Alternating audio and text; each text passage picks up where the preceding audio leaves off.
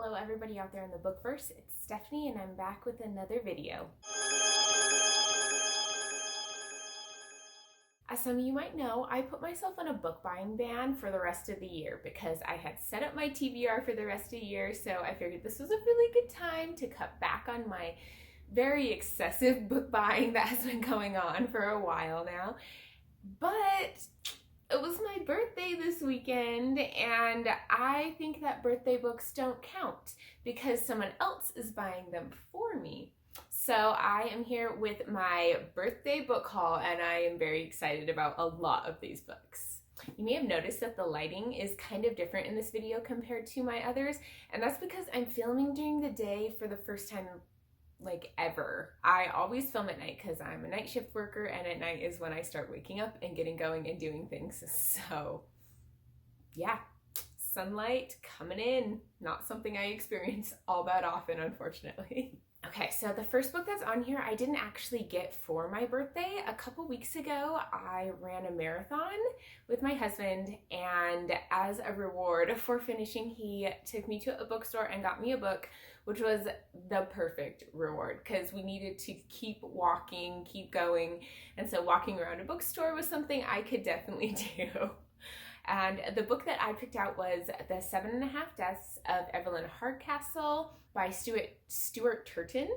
It's about this murder that occurs, and the man who is trying to solve it or prevent it keeps going into the different bodies, I guess, of the different people who were in this house or involved in this particular murder, and he learns something from each of them, and he's trying to figure it out before the last person that he inhabits, I'm fairly certain.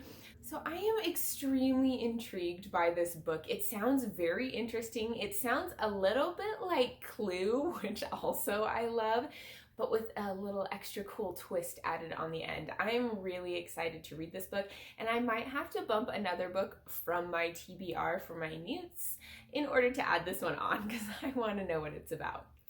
The next book on my list was sent to me by one of my best friends since middle school, Jessica, and I'm really pumped for this, and it is the illustrated version of Harry Potter and the Goblet of Fire. I've been waiting for this for so long. This one took a lot longer to come out than the other three, which is understandable because it is thick. This is a very heavy book. I don't think I can talk about it too long because it's actually heavy to be holding it up. I need to work out more, I know. But oh, the illustrations just, I love it. I'm in love. I'm so excited. I need to do a reread of Harry Potter with just the illustrated versions. Ooh, I don't know. I kind of want to wait till all 7 are out, but that's a really long time, so we'll see how it goes. But I definitely have looked at some of the pictures, and I love it. I love these illustrated editions. I think it is such an amazing addition to the franchise, and I'm just really excited to read the whole series in this format.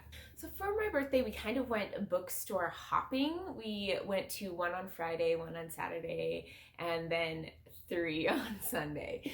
And the store that we went to on Friday is one of my favorite bookstores. It is adorable. It's in a town that's about half an hour from where I live, and they have a little cat that kind of walks around their bookstore, and I just love it. It's so cute. It has a chocolate shop attached to it, which I'm obsessed with. So the book I chose from that store is The Turn of the Key by Ruth Ware.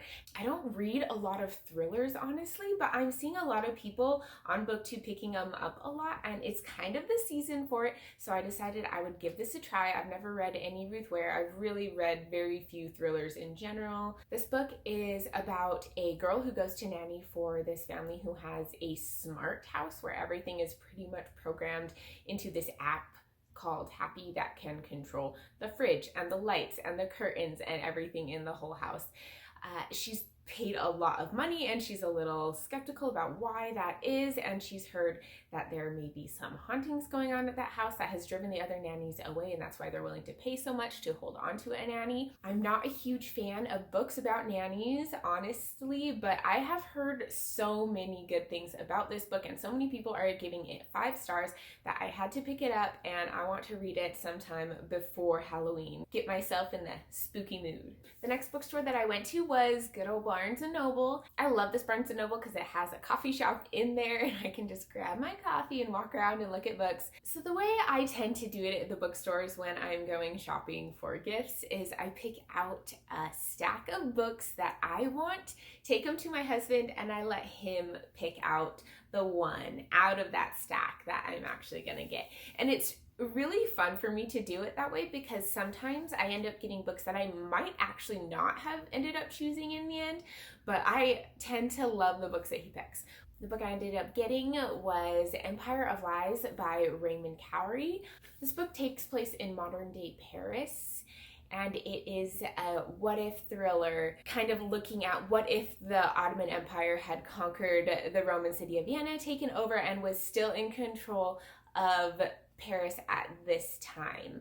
From what I've read about it, it seems like it might have some sort of a magical realism take to it. There might be something a little bit more going on here. I am not sure what to expect from this at all. I don't read a lot of these types of books, like I've said before, but this seems like it would be super, super interesting. It might not be at the very top of my TBR, but I definitely want to get to it sometime in the near future. The next bookstore that I went to, I got quite a few books. It was a used bookstore, so all the books that I picked up were used and were at very discounted and good prices, so I didn't really feel bad about it, and I am very much looking forward to a lot of the books in this stack. The first 2 I'm going to hold up together because they are in a series, and that is the Miss Peregrine's Home for Peculiar Children. I got the first one and the second one, which is Hollow City. I have seen these books in bookstores a lot, but they look a little odd. I don't find the covers very appealing to me, so I've never picked them up before, even though I've heard quite a bit about them.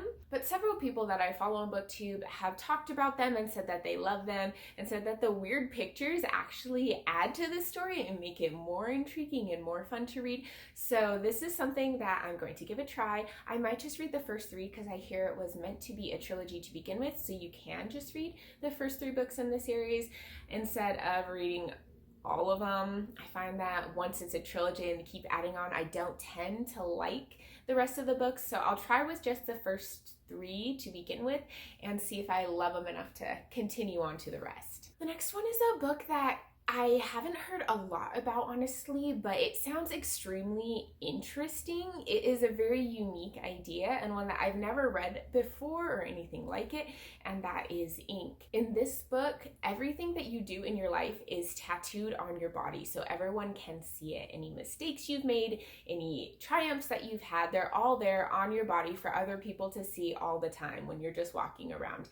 And I don't know anything else about it. I haven't looked any more into it than that because I want to go into it not knowing very much. I think that would just be terrifying, to be honest. Anything that you've ever done is just out there for the world to see. But I want to see how this author deals with that. And also this cover is beautiful. It's gorgeous. Look at underneath, just okay, the cover alone won me over, and then the description just sounded kind of fascinating, something I've never read anything like before. The next book that I picked up is An Absolutely Remarkable Thing by Hank Green. I've read a couple books by John Green, and I hear that this is his brother. This book is really popular right now. It is about a girl who finds this statue, ends up taking a picture or a video with it, I'm not sure which, posts it on social media, and it goes viral because these statues are popping up all over the world in different places. And this book deals with her dealing with the fame and the attention from the media that comes with her becoming an online sensation, and also with figuring out where these statues came from. Is it aliens? Is it some sort of conspiracy plot? Really, the plot didn't sound that interesting to me. I probably would never have picked this book up on my own, but everyone said they loved it. So another book that I picked up pretty much solely on book hype from BookTube is The Sun is Also a Star. This book follows a boy and a girl who meet one day. The girl is about to be deported within the next 24 hours, 12 hours, I believe, back to Jamaica. And the boy is from a Korean American family who's dealing with his family's high expectations. I think this book takes place in about a 24-hour time period, if I'm not mistaken. It's just one day. I have a little bit of reservations about it because I'm not a huge fan of insta-love, and I don't know how their relationship is going to be dealt with in this book. If it's just a really close friendship, or it's maybe the start of something, that's gonna be okay. But I struggle with being in love after one day. I don't know. The whole book might give us enough time to feel like that relationship has grown enough, but we'll see. I do love the cover. I love the colors. That is just gorgeous. I'm definitely a cover buyer. This next book is not something that I would usually pick up at all. I don't know why it attracted me. Well, okay, I do know why. It's the cover. I have a problem. But it is Labyrinth by Kate Mosse. It is about 3 women who are on the hunt for the Holy Grail. And that is really everything I know about it. That's all I want to know about it. I have no idea what genre this is. I think it is adult. But other than that, I know nothing going in, except I think this cover is great. This next book that I picked up, I've seen the cover around, but I've actually never heard anyone talk about it before, and that is The Last Namsara. It's a fantasy story that is about a girl who is the daughter of the king of this land, and she slays dragons. She is also betrothed to this man that she does not want to marry, and who seems to be blackmailing her for some reason. And she is given the chance to get out of that betrothal if she can slay the most powerful dragon in the land. So this is her quest, if you will, to go out and slay this most powerful dragon. And I love quest stories. I think they're awesome. I also love stories about dragons, so this seems like one that I would really enjoy. The next book that I picked up, I was extremely excited to find in the store because I have been waiting to complete this trilogy for a long time, but I wanted all of my books in this trilogy to match. I had the first one and the third one, and I couldn't find the second one around anywhere, and that is Clockwork Prince by Cassandra Clare. So now I have the entire Clockwork trilogy. I don't know if that's actually what it's called. It would really bug me seeing them on my shelf to have the first and the third look the same but not the second. I have never read any Cassandra Clare books. I want to start with the Mortal Instruments before I get into the Clockwork series because I've been told that that's the best way to go. This might be a long way down my TBR because there are 6 books, I think, in the Mortal Instruments and then 3 books in this one. So that's 9 books. That knocks out at least a whole month of my reading, maybe more. The last book that I picked up at this used bookstore is Harry Potter and the Goblet of Fire, this US hardcover edition. It's really expensive to buy it on Amazon for some reason. I really don't know why, but the reason I need it is because for my wedding gift from Jessica, my friend, again, she's amazing. She really takes care of my Harry Potter love. She got me a subscription to AccioBox.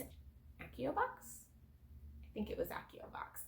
And they came out with special edition covers for this version of Harry Potter. And I have a couple series of Harry Potter, but I wanted one that would be special just for this one, and I needed to get a new 1st, 2nd, 3rd, and 4th books of it because my first one was the wrong kind, 2nd and 3rd were the wrong size, and the 4th one was falling apart so bad that I couldn't hardly lift it up without the pages coming out. So this is the cover that is going to be going on to this book. I'll show you it. Oh, it is beautiful. It is so pretty. I love gold foiling. I love the gold foiling with the purple. I'm really, really excited to get all of my editions. So that is why I needed to grab another copy of Harry Potter and the Goblet of Fire. The next bookstore that we went to was just another little cute, quaint bookstore in the town that I live in. And the book that I picked out there was Ninth House by Leigh Bardugo. This is an adult fantasy mystery thriller about kids that are in a secret society at Yale, I believe, or one of the other Ivy League schools in America. And there is some sort of mystery going on. These groups kind of dabble into some dark, dangerous magic, and I am all here for it. I am very, very excited to read a mystery fantasy thriller. This seems like the perfect thing for me to get into right now. It's right around Halloween, and this book I think has jumped almost to the top of my TBR. I think there's only one book above it. I want to get into this book as soon as I can. Next bookstore that I went to is another used/new bookstore. It's one of my favorites. It's a really huge bookstore, and it has a ladder there that kind of goes along the wall, and it always makes me feel like Beauty and the Beast.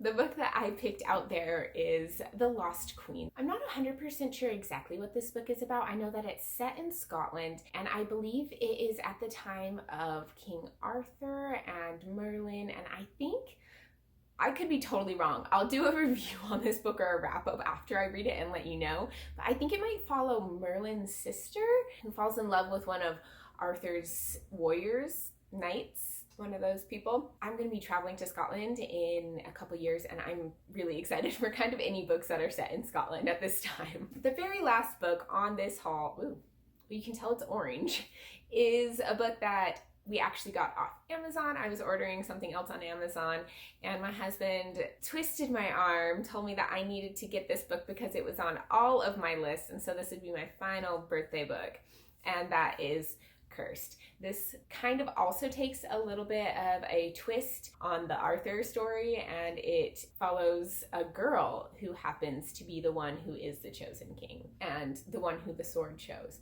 So this one is pretty interesting to me. I know a lot of people are reading it for a book club book, so I think it'd be fun to join in with that. It has a lot of great pictures in it. I like when they're illustrated. I feel like it adds a little something something to the books. Not all books are made to be illustrated, of course. Some books that'd just be weird, but I kind of like having the little pictures thrown in there. It is very interesting in this book. It also makes the book really heavy, and for some reason the cover is thick.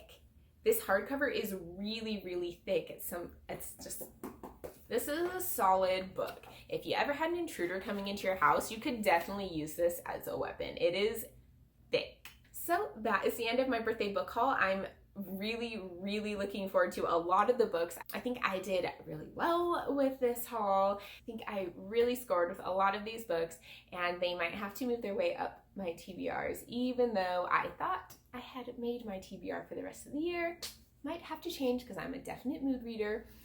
But let me know in the comments below if you've read any of these books, if you're excited for any of these books, if there's any of these that you would like me to read sooner rather than later so that I can give you my opinions on them. As always, if you like this video, please give it a thumbs up and subscribe to my channel. Click the little bell so you can be alerted when I post new videos, and I will see you later. Bye!